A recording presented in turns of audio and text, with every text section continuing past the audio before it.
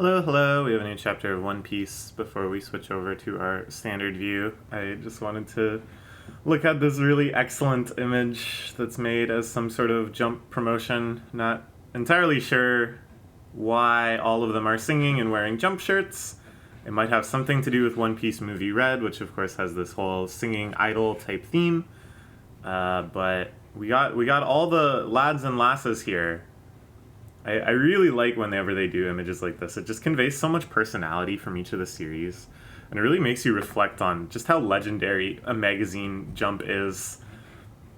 That all these major characters who are super successful in their own rights, that have fan bases in their own rights, are together in one place under one guiding principle. I don't know. What am I talking about? Anyways, let's read the chapter. This is chapter 1070, the strongest form of humanity.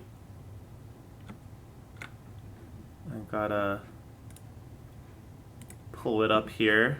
I'm already seeing something really bizarre in our cover page arc. Oh man, okay, so I just kind of glanced over because I was still fiddling around with like OBS and stuff. I thought they were in a band. I thought they were holding guitars and stuff. They're holding guns. That makes way more sense. I thought Mads also just was like a band on the side. Promising scientists brought together for the sake of mankind and the world. Alright, so who do we got here? In the middle, of course, is Vegapunk. Is this Queen? This looks a lot like Queen.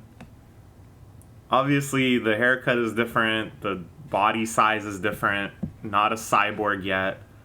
But it looks like Queen. I don't know who's that next to Queen, if that is Queen. Over on the right, that's probably Judge Vinsmoke. Again, looks pretty different. I like that Oda, when he does these sort of look-to-the-past designs, is pretty okay with making pretty major stylistic changes. Because I think it conveys a lot of personality to have a character that changes so much as they grow up. And it's like realistic too. Like not everybody just looks the same, plus or minus like a beard or something.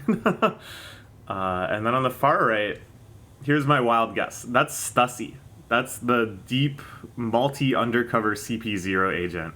At one point was working for this weird independent science organization. Maybe still undercover for the government. We don't know. I don't know. Maybe I'm wrong about all of them. Oh, that's Caesar Clown next to in the second from the left. I just saw the horns. I didn't notice the horns before. That's definitely Caesar Clan. It's like, again, the changes are pretty significant, but it's enough that you can kind of tell who the characters are. Alright, very cool. The strongest form of humanity, again, seems to be speaking maybe to, we're going to learn more about the nature of devil fruits. Very, very exciting. Also, man, I just want to say, Vegapunk's design is just so funny.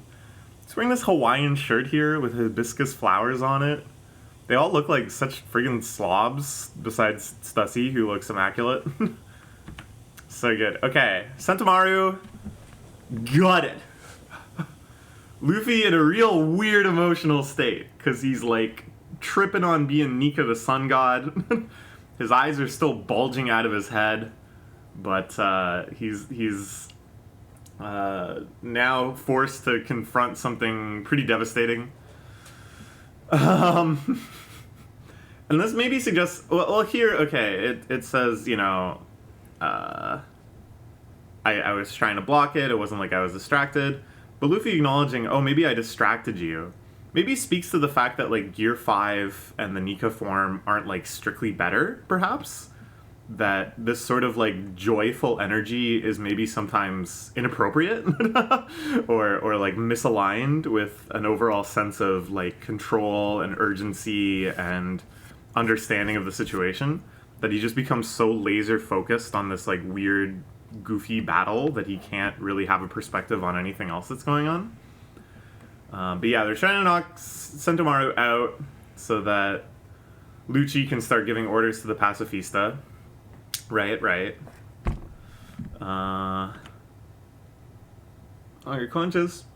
Can't control the Seraphim. Now that Luffy is Acknowledging this part of the fight, he lets off another bizarre, unprecedented attack. The Dawn Whip. Interesting name. Dawn, of course, referring to the rising of the sun. It's like very unclear what Luffy is thinking right now. Has he perhaps inherited a ton of memories and personality from Nika, the sun god, and is just like unable or uninterested in expressing this? It's very unclear like what he retains after doing this. But this idea of calling it the Dawn Whip, like where did that come from? What does he know? I also just really love his spinning face as his whole body gyrates like a vortex, smashing Lucci in the face. I can't stop.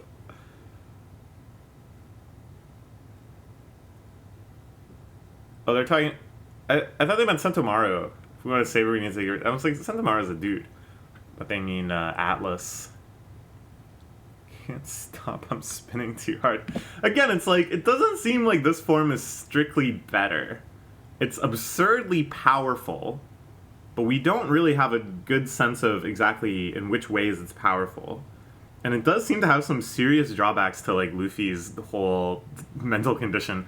Not that he hasn't done stuff like this before, when he's just a normal little pirate dude. Of course, it reminds me a lot of in Arlong Park, when he slams his feet into the concrete so he can do the gigantic spinning Mikau around vortex attack, and then he's just stuck in the concrete. And now it seems like he's burrowing into the laboratory floor. All of the citizens of Egghead evacuating. So this will be interesting, because I feel like there's going to be something underneath the factory phase.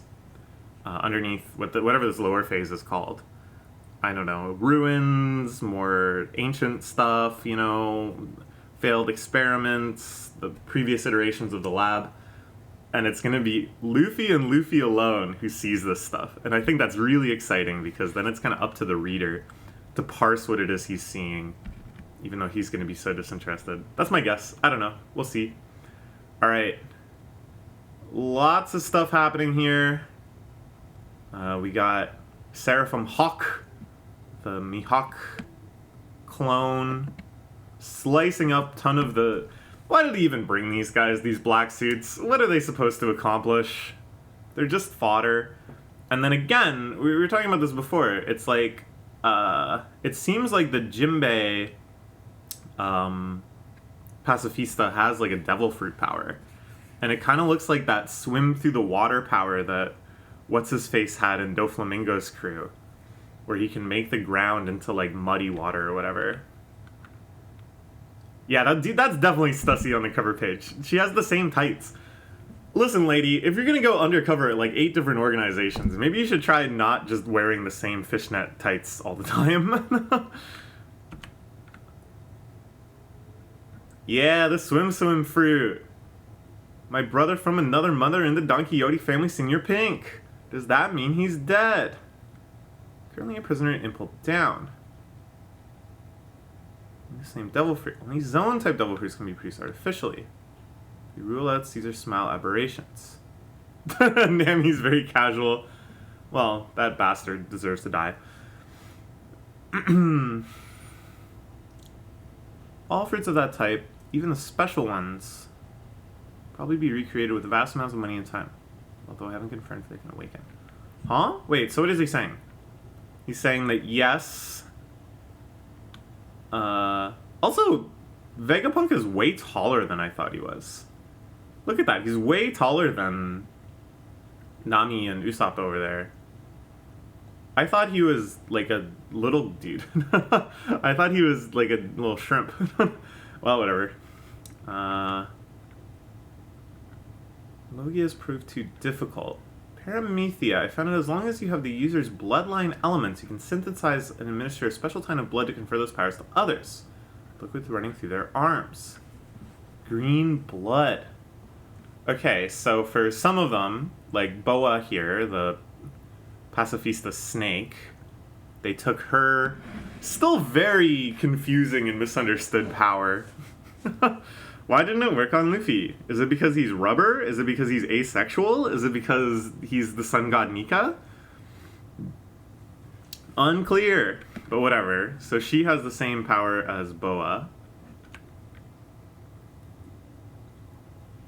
Seraphim represent the highest echelon of science conceivable. In all the history of the sea, they are the strongest form of humanity. Makes sense. I just love these mixed reactions of Nami and Usopp freaking out and Frankie just over the moon with delight. Designed to be weapons for the Navy. Yes, yes. Okay. What the hell? Okay, so we don't get Luffy solo adventure in the basement, but we get Luffy looking like Gigantamax Gengar. Just about to swallow Lucci whole. Becoming a giant. We saw him gigantify his own body like this once before. But this is just, I think, even more than the Kaido fight. Like, Kaido, we saw him fight normally and kind of exhaust himself. Because Kaido was kind of this, like, transcendental being. And then Luffy became, like, a transcendental being. And then, you know, they had another pretty close fight. Whereas here, it's kind of like... Lucci, okay, ooh, he awakened, whatever. He's just some guy, dude. He's just a really strong guy. He's not, like, you know, something that can only be called a creature. He's still very much a human being. And I think this really represents, like, a gulf where... how is just some guy supposed to fight against this nonsensical entity that is Luffy? This, like, gag character now. Yeah, he just tries to bite him. Bites a bunch of concrete and eats it. Well, I don't know what the hell the floor is made out of, but sure doesn't look tasty. God, this is gonna be so wild when it gets animated. I feel like some of the Gear 5 stuff should have been animated by now. I'm gonna look at it. He spits the rubble out at him. Springing off of the Dawn rocket. Again, we see this weird awakening type thing where he's making everything else out of rubber. That this glass pneumatic tube looking thing, Futurama type device, turns into rubber. Why? I don't know. Awakening, however that works. And then he slingshots himself into Lucci, who himself turns into rubber. It's like, what in the hell? Where is he getting so much force? I feel my mind slipping away from me. I like this. Seraphim Hancock is like embarrassed to be helping them. Much nicer Hancock.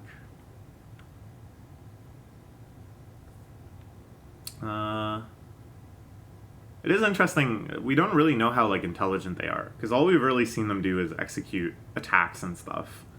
We've never seen them converse like this before.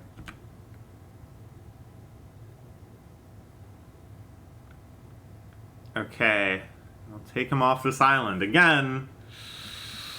I have my doubts. I think in the end, again, I'm just kind of trying to approach this from the direction of what would be interesting storytelling, because just beating up CP0, you know, fighting Rob Lucci again, that's kind of a waste of potential in terms of seeing the full force of Vegapunk and all of his scientific marvels. I think we're still in for some more twists. Bonnie finally wakes up after getting swarmed by insects. Luffy has become withered once more. Needs to eat, needs to rest. They're flying up this previously rubberized glass tube. And now I think we're going to have a little reprise, right? And I kind of said this before. There's no way this is the big climactic fight of this arc. They're going to have a skirmish, a little showdown or something, and then it's going to be a more all-out war. Later, maybe after some more truths are revealed, and more divisive lines are drawn up. So they left Sentomaru down there. R.I.P. Sentomaru, right? It's kind of a shame that we never got to see Sentomaru kind of like excel, because that dude seems strong, right? Like, at least pre-time skip, he completely shut down Luffy. So you get the sense that, you know, that wasn't anywhere near his full strength. He even says, like, oh, I don't even need to use my axe in this fight. But we never really got to see him shine, which is too bad. So he's presumably Rip, which means CP0 is going to take over all the Pacifista down there. And then we're going to have kind of like a CP0 plus Pacifista versus Vegapunk plus Straw Hats fight, I guess, for the total war of Egghead Island. Strengthen Frontier Dome. Beware of intruders. Oh, the Fabrio phase, yeah.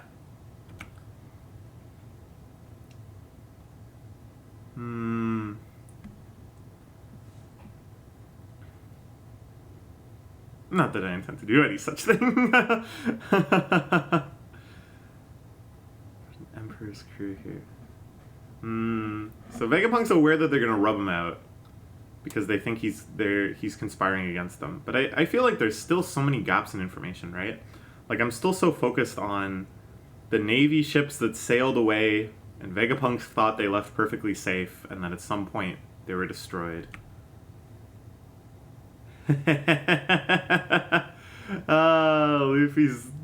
Frankie and Usopp are so excited that the smartest man in the world. Bonnie's gonna go kill Vegapunk because they forgot that she was there entirely to do that. Since bugs on me, then he must die.